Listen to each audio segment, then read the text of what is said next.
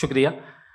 जनाब जावेद अख्तर साहब कई मरतबा दोहरा रहे हैं कि फेथ का मतलब बताइए, फेथ का मतलब बताइए। मैंने बता दिया, फेथ सही भी होता है, गलत भी होता है। और आज हम फेथ पे बात नहीं कर रहे, हम ट्रूथ और डज गॉड एग्जिस्ट पे बात कर रहे हैं।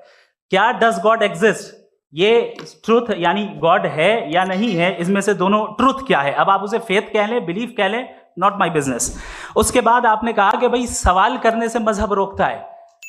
मैं कहता हूं जो रोकता है वो रोकता होगा, मैं नहीं रोकता।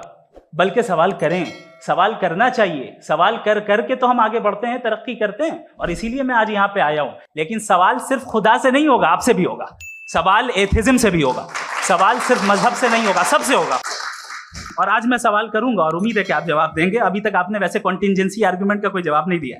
चलें, आपने कहा यूनिवर्स के बारे में इटर्नल क्यों नहीं बोल देते। ये चूंकि लॉजिकली पॉसिबल ही नहीं है कि यूनिवर्स इटर्नल हो। यूनिवर्स एक कॉन्टिंजेंट चीज है जो टाइम एंड स्पेस के पाबंद है, टाइम एंड स्पेस से बाउंड है।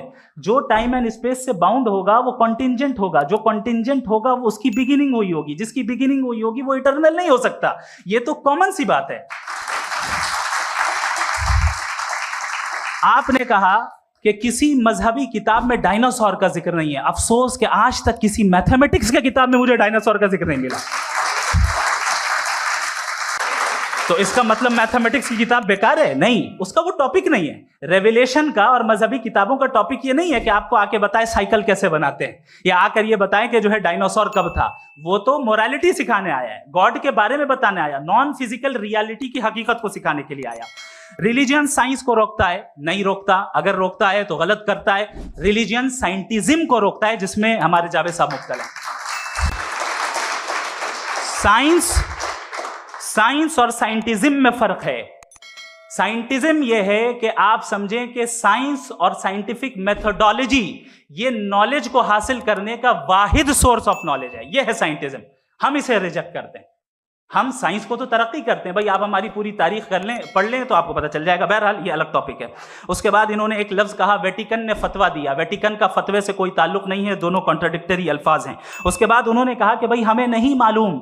अगर नहीं मालूम तो क्लियरली कह देना कि नहीं मालूम है, इसमें क्या हर्ज है। तो वही तो मैं कह रहा हूं ना कि आप कह दें कि नहीं मालूम, लेकिन क्लेम क्यों कर रहे हैं कि गॉड एग्जिस्ट नहीं कर रहा है। आप कह दें नहीं मालूम है, हो सकता है हो सकता ना हो, लेकिन आप क्लेम कर रहे हैं। The moment you say God does not exist, this is a claim, and now the burden of proof is upon you too, जैसे हमारे ऊपर है। और